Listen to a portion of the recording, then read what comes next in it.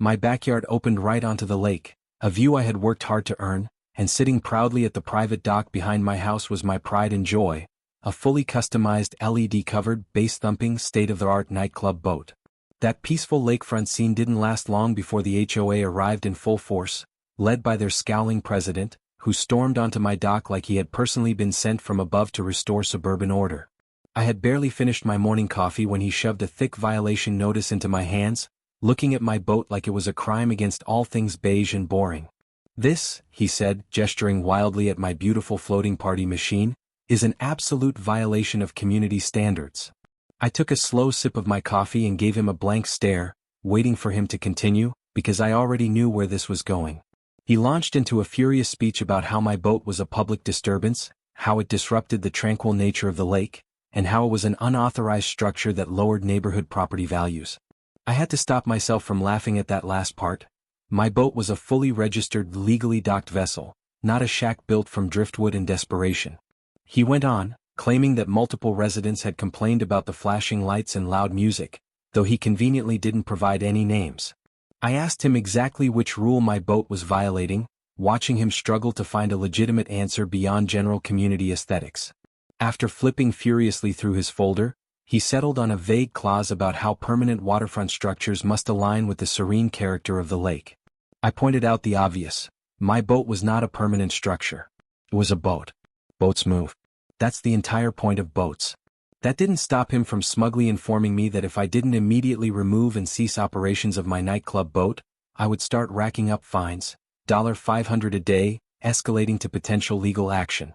I raised an eyebrow and asked, "What exactly do you mean by cease operations?" He cleared his throat and adjusted his HOA name tag like he was about to deliver the law of the land. "No music, no gatherings, no parties. If it's moored at your dock, it must remain inactive." Now that was just unacceptable. Before I could respond, my next-door neighbor, who had been quietly listening from his own dock, called out, "You mean the boat that hosted my daughter's wedding reception last weekend?" That boat. The HOA president stiffened, suddenly realizing he might not have the neighborhood's full support in this fight. Then another neighbor stepped outside, coffee in hand, smirking. "Or the boat that threw the best 4th of July party we've ever had?" One by one, more people chimed in. Residents who had enjoyed the boat, danced on its deck, celebrated birthdays, and toasted drinks under the neon glow of its custom lighting. The HOA president's face went from anger to full-blown panic as he realized he wasn't just up against me, he was up against the entire street. I leaned against the railing, grinning. "You were saying something about community standards?" He tried to regain control, claiming that the HOA didn't need neighborhood approval to enforce rules, but I cut him off with the real kicker. I had already reviewed the HOA's own bylaws. Nowhere in their rulebook did it say anything about restricting personal watercraft use, and if they wanted to add that rule, it required a 2/3 majority vote from the residents. I pulled out my own folder, one filled with signed statements from 80% of my neighbors saying they had no problem with the boat. I even had a few testimonials from people saying they loved having it there because it gave the neighborhood a social scene they actually enjoyed. The HOA president clenched his jaw so hard I thought his teeth might shatter. Realizing he was outnumbered, he snatched his clipboard, muttered something about revisiting this issue, and stormed off, leaving behind his crumpled violation notice on my dock. The second he was gone, my neighbor turned to me, shaking his head. "So, I take it the party is still on for Saturday?" I laughed, flipping on the LED lights just to rub it in. "Oh, absolutely." We all knew the HOA wasn't done yet. They would regroup, come back with some ridiculous new angle and try again. But now they weren't just fighting me. They were fighting a whole neighborhood that had already chosen a side. The HOA might have been humiliated during their first attempt to shut down my nightclub boat, but they weren't ready to wave the white flag just yet. By sunrise the next day, they went full propaganda mode, sending out a mass email titled, "Urgent Community Announcement, Protecting Our Lakefront." The email was a masterpiece of manufactured outrage, warning that my boat was a dangerous precedent, a sign of lawlessness, and a threat to property values and family-friendly living. They claimed my parties created excessive noise, unleashed unruly crowds, and even hinted that the boat could attract undesirable visitors, whatever that was supposed to mean. To top it off, they printed and hand-delivered a dramatic 2-page letter to every doorstep in the neighborhood, complete with blurry night photos of my boat glowing like a disco ball on water. They made it sound like I was running a floating nightclub for biker gangs, instead of hosting laid-back birthday parties and holiday get-togethers with my actual neighbors. But what the HOA didn't know was that I had been preparing for this exact tantrum the second they first showed up at my dock. My boat, my dock, and my backyard were covered by a top-tier security system. Cameras, audio recording, everything, and I had a meticulously organized archive of every party, gathering, and quiet evening that had taken place aboard. Within an hour, I edited together a highlight reel and sent my own email to every resident, calling it The Real Story of the Nightclub Boat. It was nothing but happy moments, kids' birthday cakes glowing under neon lights, neighbors singing karaoke, families watching fireworks from the upper deck during the 4th of July. There was no noise complaint, no chaos, no strangers wandering the neighborhood, just a community actually enjoying itself for once. To really drive the point home, I included a side-by-side comparison of the HOA's ominous crime scene photos versus my bright, joyful party clips. The response was instant. My inbox flooded with neighbors voicing support, including people who had never even set foot on the boat but were so tired of the HOA's overreach they wanted me to win just on principle. Even the neighbors who preferred peace and quiet admitted they liked knowing the boat existed, because it made the street feel alive instead of like some retirement village with stricter rules. Seeing their scare tactics backfire, the HOA switched strategies and tried to weaponize their rules even further. I received 5 separate violation notices over the next 2 days, each one dumber than the last. They claimed my boat's exterior lighting violated visual tranquility standards. They said the music, despite being entirely within legal decibel limits, was a nuisance to community harmony. They even tried to argue that my dock itself, which had been approved years before I bought the house, somehow became non-compliant simply because it now held a boat with speakers. It was desperate, it was sloppy, and it was exactly what I needed. Every notice was a perfect paper trail proving harassment, selective enforcement, and bad faith governance. So, I collected them all, stapled them together, and filed an official complaint with the state's HOA Oversight Board, backed by my video evidence and signed statements from my neighbors supporting the boat. And because I wasn't done making my point, I scheduled another neighborhood party for that weekend, this time openly called the HOA Meltdown Celebration.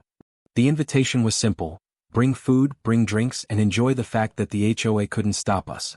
The night of the party, the lake shimmered under the glow of the boat's lights, and nearly every family on the street showed up, laughing at the absurdity of needing to fight for the right to enjoy their own neighborhood.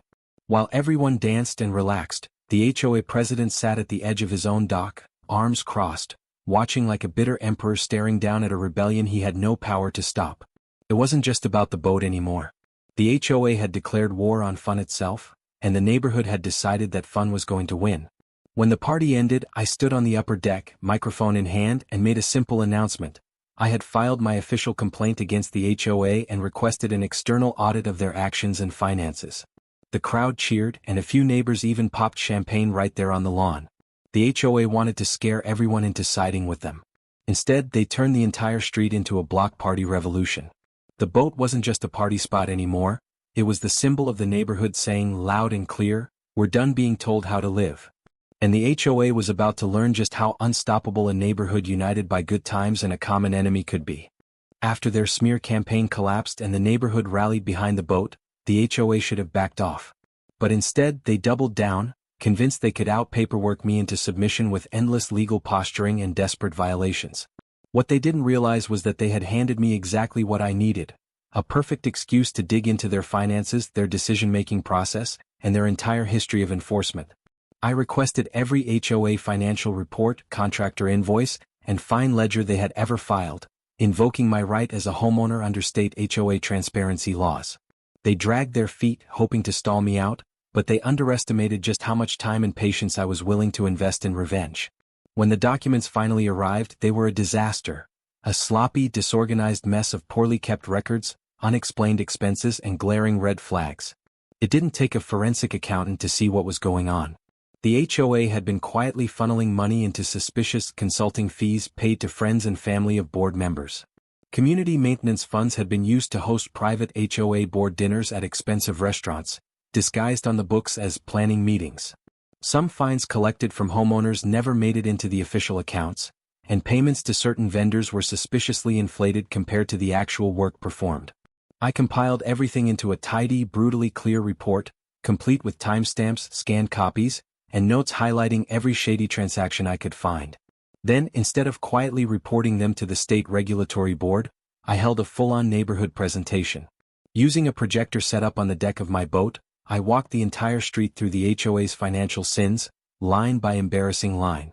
It was part investigation, part roast, and by the time I was halfway through, people were openly gasping and shaking their heads. Pearl necklace woman turned pale when her name appeared next to several inflated landscaping payments issued directly to her nephew's company. The HOA president's face practically melted when I showed invoices for community development studies that never actually happened, studies conducted by a company that just so happened to be run by his brother-in-law. The crowd wasn't just angry, they were furious. These were people who had been nickel and dimed for years over petty infractions, told they had to pay fines for the wrong kind of flower pots or for leaving a kayak in their yard for too long.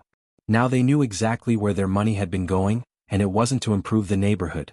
The next morning, the residents filed a petition, one that didn't just call for a vote to remove the board, but to dissolve the HOA entirely. With over 80% of homeowners signing on, the vote wasn't even close. The HOA, the same group that had tried to turn my boat into some symbol of neighborhood decline, was officially disbanded. Their funds were frozen pending a full audit by the state, and every board member was barred from ever holding a leadership position in any community organization again. Pearl necklace woman put her house on the market within a week, fleeing the neighborhood she had once tried to rule. The HOA president tried to mount a defense, claiming this was all a personal vendetta, but no one believed him, not after seeing the receipts with his signature all over them. With the HOA gone, the neighborhood took a collective deep breath, realizing just how much freedom they had won back. People started painting their houses in colors the HOA would have never approved, decorating their docks however they pleased, and embracing the creative chaos that made the neighborhood feel alive. The boat wasn't just a party spot anymore, it was the heart of the neighborhood, a symbol of everything they had reclaimed. The street threw an official end of HOA celebration, with the boat serving as the main stage, blasting music while neighbors danced on the docks and toasted to their newfound freedom.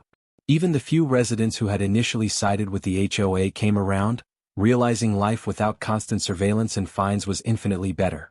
With the HOA's iron grip broken, the neighborhood finally became what it should have always been, a community, not a kingdom. The boat earned a permanent nickname, the ship that sank the HOA. It became a legend not just in our neighborhood, but in nearby areas where people were also quietly suffering under overzealous associations. I even started getting calls from people asking for advice on how to pull off their own HOA rebellions. Some local news outlets picked up the story, framing it as a hilarious suburban David versus Goliath tale, with the nightclub boat as the ultimate underdog hero. Through it all, the boat stayed exactly where it was, lit up, blasting music and always ready to host the next party. The HOA thought they could destroy my boat. Instead, my boat destroyed them. Now, whenever someone new moves into the neighborhood, their first stop isn't to read a rulebook. It's to come down to the dock, climb aboard the infamous nightclub boat and join the party. With the HOA officially dismantled, the neighborhood entered a new era, a time where property owners actually got to enjoy the homes they paid for, without the constant threat of a fine over mailbox designs, fence heights, or unauthorized garden gnomes. But more than that, the collapse of the HOA gave the boat a new identity. It wasn't just my personal floating nightclub anymore. It wasn't just a fun distraction on weekends. It became the symbol of the neighborhood's victory, the visual proof that fun had triumphed over pettiness, and that community spirit had defeated bureaucratic tyranny. The first weekend after the HOA dissolved, we held an official liberation party, which started at sunset and didn't end until the first streaks of dawn broke over the water. The boat was decorated top to bottom in celebratory banners, with the words, "The ship that sank the HOA," painted proudly along both sides in shimmering silver letters, bold enough to be seen from across the lake. Neighbors who had once barely waved to each other from their driveways were now swapping drinks, sharing grilled food, and dancing together under the neon lights spilling from the boat's upper deck. The Freedom Party was just the beginning. What started as a single celebration turned into a tradition. Every new family who moved into the neighborhood was officially welcomed with a rookie cruise, a custom we invented where the new homeowners were invited onto the boat for their first official sunset ride, complete with karaoke, community toasts, and a wild storytelling session where we all retold the epic saga of the HOA's defeat. The boat wasn't just a party spot anymore. It became a floating history lesson, a reminder to every new resident that this neighborhood belonged to the people who lived in it, not a clipboard committee. Of course, without the HOA's iron grip, the rest of the neighborhood evolved too.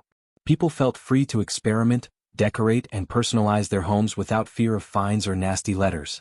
One guy turned his backyard into a full tiki bar, complete with torches and a fire pit right on the water's edge.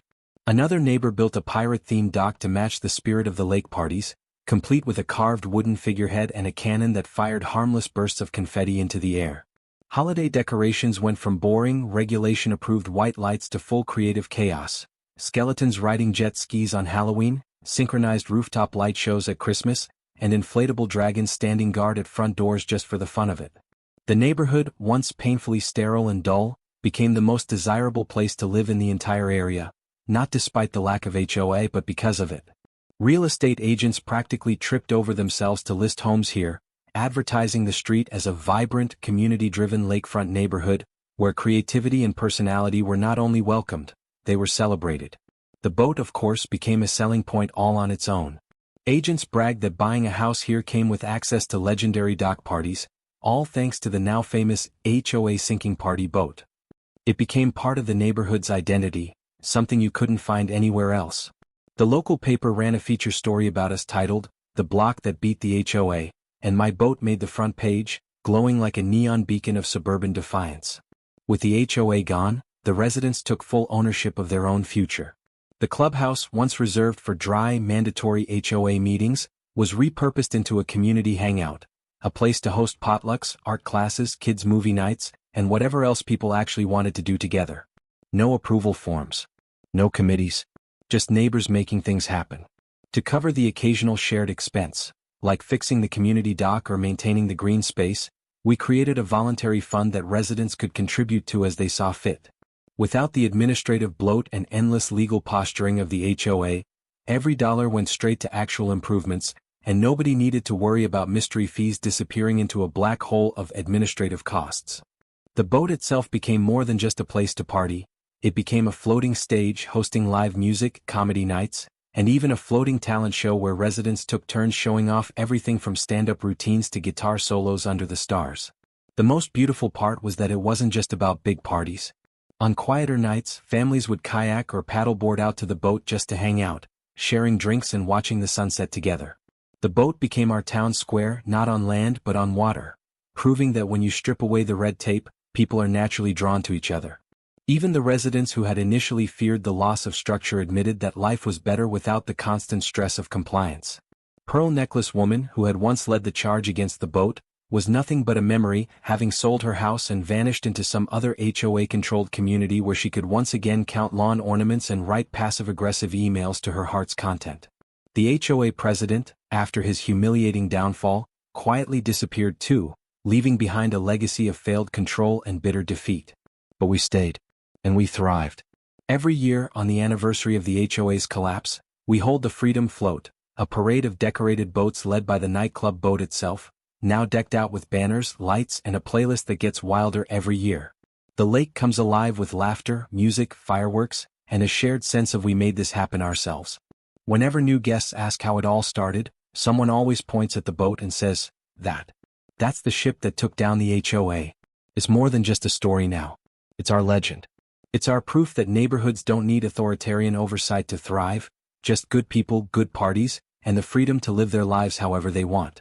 The HOA said I couldn't have a nightclub boat. Now that nightclub boat is our crown jewel. It's where we come together. It's where we celebrate our freedom. And it's a glowing, floating reminder to every future HOA tyrant out there that sometimes, the best way to fight unnecessary rules is to throw a party so epic the rules drown in the lake.